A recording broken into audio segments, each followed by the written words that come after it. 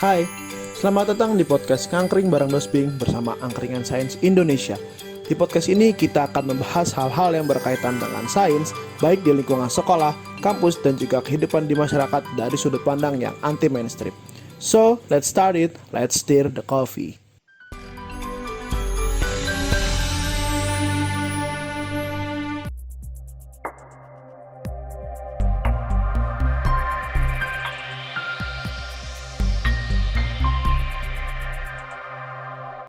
Ngangkring bareng Dosbing episode 00. Sebelum kita mulai podcast hari ini, kayaknya dari para pendengar banyak yang belum tahu terkait podcast Ngangkring bareng Dosbing. Sebenarnya podcast ini merupakan podcast episode kedua, episode 00 seri 2 mungkin ya lebih tepatnya, di podcast Ngangkring bareng Dosbing. Podcast ini dipersembahkan oleh Angkringan Sains Indonesia, dan dimana rencananya di konten podcast ini ke depannya kita akan membahas hal-hal yang berkaitan dengan sains dengan sudut pandang yang anti mainstream. Dalam hal ini tidak kaku, tidak terlalu serius, dan santai saja, seperti itu.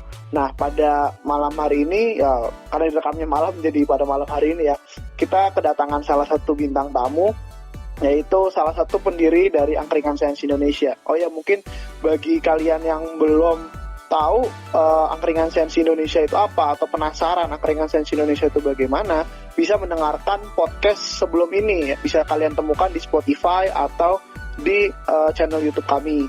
Di situ ada wawancara atau podcast sebelumnya dengan salah satu pendiri Aswan atau Angkringan Sains Indonesia sebelum pembicara yang satu ini. Baik, untuk malam hari ini kita memiliki satu pembicara, yaitu Mas Inas Fawazi SE. Beliau merupakan salah satu pendiri dari Angkringan Sains Indonesia. Selamat malam, Mas. Ya, selamat malam. Gimana kabarnya? Sehat? Ya, alhamdulillah sehat nih. Ya. Bapak Dosbing gimana nih, Bapak Dosbing? Selamat Dosbing. Ya, aku alhamdulillah sehat sih. Sehat. Gimana nih di rumah nih berarti? Iya, di rumah. Ya karena kita posisinya lagi pandemi kayak gini, jadi kalau bikin konten-konten semuanya online ya. Iya. Semuanya online ya, by phone segala macam, nggak bisa ketemu. Jadi ya kalau misalkan banyak kekurangan mungkin barangkali bisa dimaafkan. Ya kan karena beda lah sama ketika ketemu. Apa ya, segala keterbatasan kayak gini gitu kan. Ya apa ya, kita masih bisa terus berkomunikasi, terus ini juga berusaha buat menghadirkan konten gitu buat para pendengar kayak gitu. Ya, gitu lah. Jadi Mas Inas sendiri ini merupakan salah satu pendiri dari Angkringan Sains Indonesia atau disingkat Aswan. Ya, sebenarnya agak unik sih dari Mas Inas ini menjadi salah satu pendiri Angkringan Sains Indonesia. Soalnya kalau kalian dengar lagi, namanya adalah Angkringan Sains Indonesia. Tapi Mas Inas sendiri tadi sudah saya sebutkan merupakan sarjana ekonomi dari lulusan Fakultas Ekonomi dan Ilmu Pembangunan ya, Nas ya? Ya, ilmu ekonomi dan studi pembangunan. Ya, ilmu ekonomi dan studi pembangunan dari Universitas Jenderal Sudirman, Jawa Tengah. Agak unik nih sebenarnya nih. Namanya kan Angkringan Sains Indonesia kayak gitu. Terus sekarang sedangkan Mas Inas itu kan basicnya dari sosial kayak gitu. Sebenarnya kenapa sih kamu Anda atau lu lah biar lebih santai lu karena ngangkring kali. Gue aja. Kenapa lu tuh tertarik untuk bersama rekan-rekan yang lain itu tertarik untuk mendirikan gerakan Angkringan Sains Indonesia sih sebenarnya? Ya, sebenarnya kenapa gue tertarik kayak gitu ya, buat sama teman-teman gue kayak gitu buat bikin satu gerakan ini karena karena kita punya satu pemahaman kayak gitu, karena satu pemahaman bahwa sains itu tuh sesuatu yang tidak kaku kayak gitu. Sains itu bukan sesuatu hal yang harus ditakuti, sains itu bukan sesuatu yang harus sains males gue gitu kan. Mungkin orang-orang apalagi orang-orang sosial kayak gitu kan, banyak berpikiran males deh gue gitu kan. Jadi ya mungkin hadirnya saya gitu ya, kepengen ikut menunjukkan juga kayak gitu kan, kalau sains itu bukan sesuatu hal yang tabu kayak gitu, bukan sesuatu hal yang harus dijauhi gitu buat anak-anak sosial kayak gitu sih. Tapi sebenarnya kalau coba tadi saya ada kata-kata tabu ya, ekstrim sekali Anda. Iya. Tadi awal sudah gue lu ngapa jadi saya lagi, jadi Oh kaku lagi. iya mas, aduh, sorry nih. Mas Inas masih terkena ini, mungkin masih grogi maksudnya untuk rekaman malam hari ini. Oh ya, tapi cukup menarik sih. Tadi kan sempat dibilang bahwa sains itu bukan suatu hal yang tabu, termasuk untuk orang sosial. Sebenarnya anak orang sosial itu belajar sains juga nggak sih? Atau sains itu hanya eksakta? Atau gimana sih sebenarnya? Karena kan selama ini kalau kita dengar kata sains, yang mungkin yang banyak muncul di pikiran pendengar itu kan lebih ke arah biologi, kimia, fisika, ya kan, elektro, kayak gitu-gitu kan mungkin. Nah tapi kan jarang ketika sains muncul sosial gitu. Nah kenapa sih sebenarnya sains itu ada hubungannya sama sosial nggak sih? Ya, ya untuk sains seperti itu ya. Sebenarnya kalau untuk sains itu dia, kalau yang gue pahamin kayak gitu, sains itu sebenarnya emang lebih ke eksakta kayak gitu, dia mengkaji bentuk fisik dari kegiatan alam, terus gejala-gejala alam kayak gitu. Memang gue akuin sebenarnya sains itu tuh memang banyak berputar-putar di situ kayak gitu, berputar-putar di berkaitan dengan ilmu pengetahuan alam kayak gitu. Beda dengan ilmu sosial yang dia ilmu yang membahas tentang gejala sosial kayak gitu, membahas tentang gejala-gejala yang ada di masyarakat. Kok masyarakat kayak gini nih, kok masyarakat bisa berpikiran seperti ini nih, nah itu kenapa kayak gitu. Nah ilmu sosial itu berputar-putar di situ kayak gitu. Jadi memang gue akuin kayak gitu, memang antara sains dan ilmu sosial ini memang ada suatu perbedaan yang cukup jauh kayak gitu, cukup besar kayak gitu. Tapi bukan berarti sains itu menjadi sesuatu yang kayak gue bilang tadi di awal, menjadi suatu hal yang tabu kayak gitu. Oke, jadi menurut Mas Ina sendiri tadi sains sama sosial itu sebenarnya merupakan dua hal yang berbeda ya. Betul. Tapi kalau gue sendiri itu berpikir sebenarnya sains sama sosial itu bukan dua hal yang sangat berbeda. Tadi kan lu juga udah bilang tuh, kalau misalkan sosial itu kita mengamati fenomena yang ada di masyarakat. Kenapa masyarakat begini, kenapa masyarakat begitu, kayak gitu kan. Terus fenomenanya terjadi kenapa. Nah, padahal pola pikir why atau kenapa itu tuh sebenarnya juga dipakai menjadi salah satu yang fundamental, bukan fundamental ya, pokoknya salah satu hal yang penting di eksak gitu. Karena ketika kita berpikir ilmiah gitu loh, baik kita eksak maupun sosial, ketika kita berpikir ilmiah itu, kita kan pasti berpikir lebih ke arah why gitu kan. Kayak misalkan gue kan salah satu ya berkecimpung di bidang mikrobiologi. Misalkan gue ngeliat nih tanaman ini layu nih, kenapa? Oh ada bakteri patogen, misalkan salah satu penyebab dari secara keilmuan itu adalah terserang patogen gitu. Kenapa kok bisa patogen ini menyerang si tanaman itu? Nah itu kan sebenarnya pola pikirnya sebenarnya prinsip dasarnya tuh mirip gitu antara sains sama eksakta. Jadi kalau gue berpikir sebenarnya sains sama sosial tuh bukan suatu hal yang tadi kamu bilang juga, lu bilang juga, bukan suatu hal yang tabu gitu. Cuman memang yang ada di masyarakat itu kan memang banyak akhirnya mengklasifikasikan kan, jadinya kayak membedakan antara ya gue sains, gue sosial, seakan-akan nggak bisa bersatu kayak gitu. Gue jadi curhat, kagak bisa bersatu. Benar kayak gitu. Adanya di kita itu banyak orang-orang yang mengklasifikasikan antara sosial dan sains kayak gitu. Ya walaupun memang landasan cara mempelajari atau cara berpikirnya itu sama kayak gitu antara sains dan sosial. Tapi ya mungkin karena berbeda kajiannya itu, ya sains yang mempelajari tentang gejala masyarakat, ya sosial mempelajari gejala di tengah-tengah masyarakat, sains mempelajari tentang gejala fenomena alam kayak gitu, partikel mikroorganisme kayak lu tadi bilang kayak gitu sih. Tapi yang pengen gue bilang itu adalah walaupun berbeda kajian kayak gitu, sains sama sosial itu harus tetap berjalan beriringan kayak gitu. Kenapa? Karena ketika salah satu dari sains atau sosial ini berjalan sendiri gitu, maka ada kecenderungan tidak akan menghasilkan apa-apa gitu, tidak menghasilkan manfaat kayak gitu.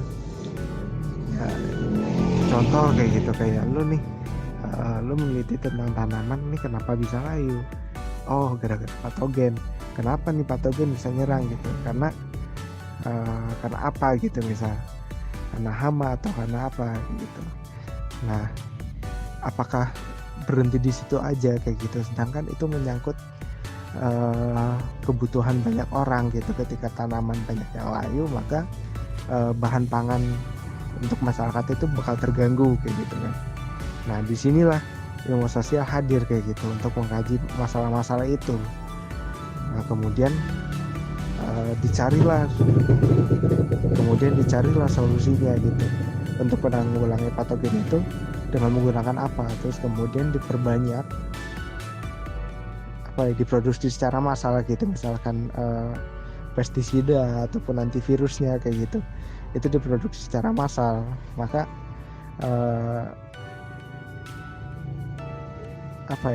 ketika si sains dan sosial ini berjalan beriringan kayak yang contoh gue tadi, maka semua bakal menimbulkan banyak manfaat kayak gitu. Banyak orang yang akan merasakan apa yang diketahui oleh dari si sains, apa yang diketahui oleh si sosial kayak gitu. Ngomong-ngomong soal tadi apa tuh, gue jadi lupa kan. Oh ya, bicara soal ini sains sendiri, Mas Inas sendiri itu kan merupakan salah satu alumni atau sempat aktif di organisasi ilmiah di kampusnya dulu, ya kan ya, bener nggak? Ya, benar-benar, kebetulan kayak gitu. Di tingkat universitas kan. Nah, sedangkan kamu sendiri kan orang sosial, lu sendiri kan orang sosial kayak gitu. Gimana sih rasanya jadi seorang sosial di tengah, ya memang nggak semua orang organisasi ilmiah itu eksakta, cuman kita nggak bisa memungkiri fakta. Dari SMA aja deh, nggak usah bicara kuliah, dari SMA aja coba lihat orang-orang KIR, orang-orang yang science club didominasi oleh orang-orang sains gitu, didominasi oleh IPA kayak gitu kan. Meskipun anak IPS ada, tapi mungkin nggak banyak. Nah, sedangkan kamu sendiri itu memilih untuk terjun ke sana gitu, sebagai seseorang dari sosial itu memilih untuk terjun ke organisasi yang didominasi oleh orang eksak gitu. Gimana sih rasanya?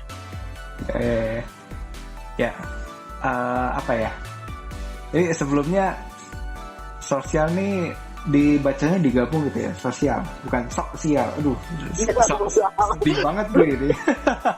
Nggak, itu selingan. Ya,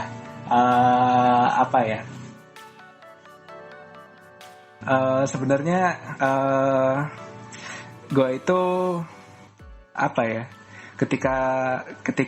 ketika berkecimpung di organisasi ilmiah kayak gitu, memang ada sedikit hal yang aneh kayak gitu. Ya karena yang paling aneh sebenarnya, karena jelas kayak gitu, karena di organisasi ilmiah itu, karena kebanyakan yang anggotanya itu orang-orang dari sains kayak gitu kan. Jadi pembahasannya itu pembahasan terkait sains kayak gitu, kayak contoh pembuatan biogas lah kayak gitu, terus hidroponik lah kayak gitu. Jadi emang agak sedikit asing kayak gitu, tapi secara keseluruhan kayak gitu, secara dasarnya mungkin ya, kayak lu bilang tadi kayak gitu, gue emang setuju kayak gitu sama ucapan lu yang bilang prinsip dari sains dan sosial itu sama kayak gitu, pola pikirnya kayak gitu kan. Ya karena Gue dari SMA jujur aja pernah belajar bikin KTI kayak gitu, dan KTI-nya itu terkait apa ya namanya ya, terkait sains kayak gitu, terkait apa ya, gue dulu pernah bikin KTI tentang apa ya, jajanan cemilan kayak gitu dari apa ya, dari rumput teki gitu. Oh, rumput teki ya? Iya, Rumput teki. rumput teki. Iya, tahu. Itu kan rumput yang apa ya, istilahnya kurang apa ya, kurang termanfaatkan, terus kemudian Iya, jadi hama banget kayak gitu kan. Tapi sebenarnya apa ya, dibalik nggak bermanfaatnya itu dia sebenarnya punya kandungan loh kayak gitu. Nah jadi waktu itu gue sama teman gue, dan kebetulan teman gue itu juga anak sosial juga kayak gitu. Gila nggak sih, kita berdua anak sosial bikin KTI tentang kayak gitu. Nah makanya emang dari dulu tuh gue sebenarnya suka apa ya, suka kadang-kadang suka kepo kayak gitu, kayak pengen cari sesuatu apa ya, dari sesuatu gue pengen cari tahu kayak gitu. Ini kira-kira bagus nggak sih, kira-kira bagusnya di gimana ya gitu biar lebih bermanfaat kayak gitu. Gue dari dulu emang kadang-kadang suka berpikir kayak gitu, cuma emang belum nemu wadah yang pas gitu. Terus ketika masuk kuliah gue menemukan organisasi ilmiah, dan ya gue tertarik kayak gitu, akhirnya gue masuk. Emang sempet bingung gitu yang tadi gue ceritain di awal kayak gitu kan, yang pembahasannya terkait sains, tapi makin kelamaan oh gue makin apa ya, makin bisa ngikutin kayak gitu sih Mas. Ya, jadi sebenarnya ini sebenarnya spoiler juga sih. Gue sebenarnya sama Ines tuh satu organisasi dulu. Kita udah kenal lama ya, Nas ya? Oh gitu ya? Jangan bawa orang gak kenal lah. Sama Ines Mawati gitu. Saya dulu banyak diajarin sama Mas Ines soal bikin kartun filmnya. Salah satu, ya itu guru saya di bidang sosial lah. Jadi kan saya juga pernah, jujur aja gitu, saya pernah join proyek juga sama Ines. Ingat gak, beberapa kali kan kita join proyek bareng kayak gitu loh. Misalkan dulu saya inget banget pernah bikin KTI tentang jagung ya, Nas ya? Ingat gak? Jadi kan kalau nggak salah tuh di daerah kita kan sama-sama alumni Unsut ya. Di daerah Unsut itu tuh ada salah satu komoditas utamanya itu kan adalah jagung, dan kita berpikir bahwa bonggol jagung itu masih banyak belum dimanfaatkan di daerah situ. Nah kita berpikir untuk membuat kerajinan dari bonggol jagung, dibagi dua tuh, Inas yang bagian bagian hitung-hitungannya, gue yang bagian yang ngolahnya gimana gitu. Enaknya ya, salah satu enaknya ikut organisasi yang tingkat universitas kayak gitu. Ini bukan promosi ya, tapi adalah kamu bisa ketemu sama jurusan-jurusan lain yang bisa bertukar pikiran, bertukar ide kayak gitu.